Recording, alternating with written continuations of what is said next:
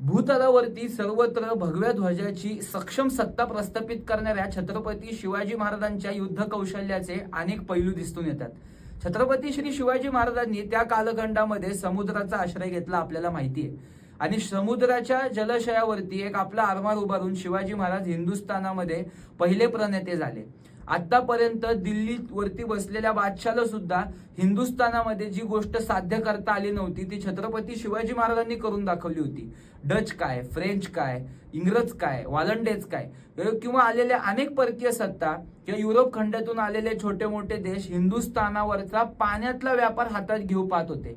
छत्रपती शिवाजी महाराज जसे भूमीवरती अत्यंत सावध होते आणि त्यांनी इंग्रजांची बारीक चाल ओळखली होती, त्याच पद्धतीने छत्रपती शिवाजी महाराज हे जलसत्तेवरती सुद्धा सावध होते.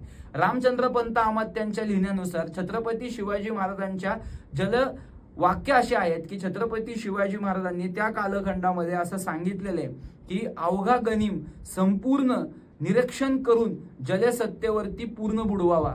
म्हणजे काय तर जलसत्तेवरती सुद्धा जर गनिम फिरत असेल तर त्याला क्षणात नष्ट करा, हे छत्रपती श्री शिवाजी महाराज सांगतात. म्हणजे छत्रपती शिवाजी महाराजांचे सावधपण हे किती मोठे त्याच्यावरून आपल्याला समजतं.